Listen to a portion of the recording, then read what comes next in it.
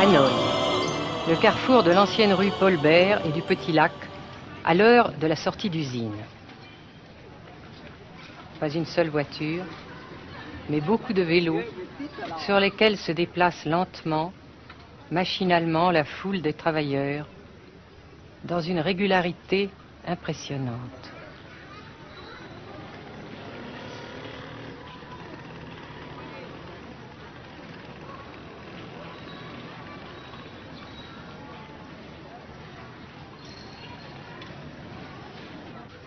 La sensation que ce pays est anormal ne nous a pas quittés au Nord-Vietnam.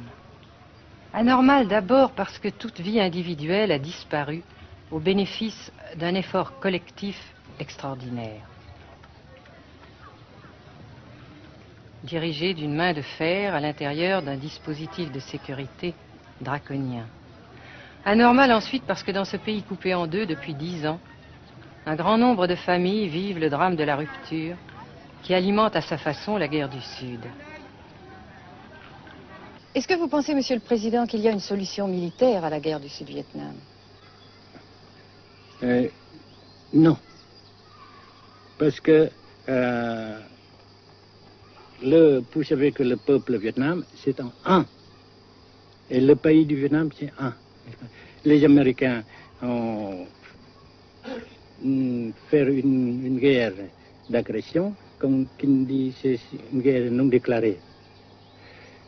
Et, comme vous savez aussi, vous avez pu lire dans la presse, n'est-ce pas, mondiale, que plus la guerre prolonge, plus les Américains et leurs valets, n'est-ce pas, comment dire ça,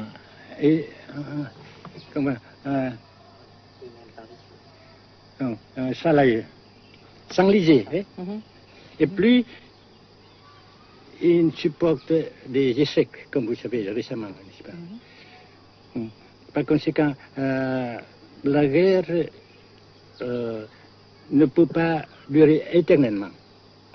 Et je suis très heureux que les politiciens haut placés français ont reconnu cela.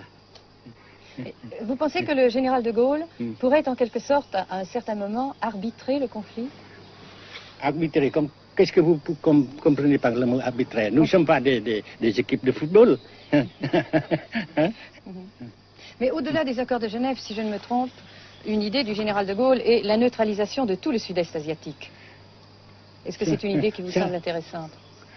Comme j'ai déjà dit quelquefois, c'est une idée intéressante. Mais ça dépend encore une fois de la volonté de ces peuples et la manière comment on procède à réaliser. C'est une grande question, n'est-ce pas? Et je ne peux pas dire que je suis d'accord.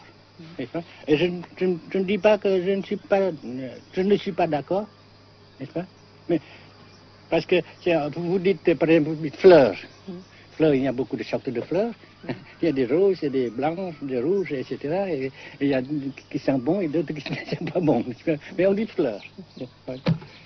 Monsieur le Président, nous avons constaté avec chagrin qu'au cours de notre voyage au Nord-Vietnam, que l'influence française était devenue à peu près inexistante dans votre pays. Les moins de 25 ans ne comprennent plus du tout le français. Et je me demande si, à votre idée, des rapports peuvent se rétablir tels que la France continue à jouer une sorte de rôle culturel ici. Avec la France, surtout, et avec tous les autres pays. Nous voulons avoir une coopération amicale, culturelle, économique, etc. Mais je suis sûr que vous ne voulez pas avoir, n'est-ce pas, que la France ait l'influence qu'elle avait avant. C'est une autre chose. Naturellement, c'est une autre époque. Mais coopération culturelle, économique, qu'est-ce qu'il y a encore, sportive par exemple, oui. etc., n'est-ce pas, nous le désirons. Si la guerre se cristallise au sud et se poursuit encore pendant quelques années, pensez-vous que l'avenir économique du Nord-Vietnam soit viable? Je suis sûr que c'est non seulement viable, mais ça progresse.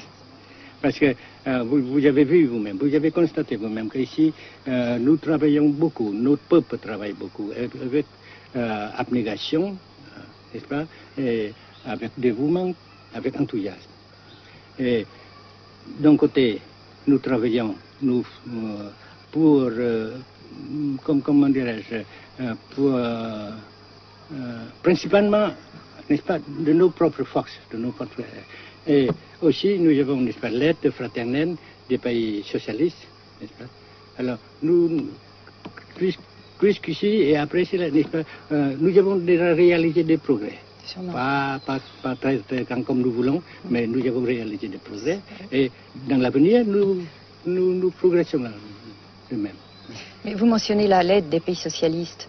Est-ce que cette aide ne s'est pas trouvée légèrement compromise à la suite du conflit idéologique entre la Russie et la Chine? Non, parce que ces questions, n'est-ce pas, différences idéologiques entre nos différents partis frères, c'est nos affaires intérieures. Ça passera. Et l'unité, ça se fera. Mais l'aide fraternelle continue et continuera.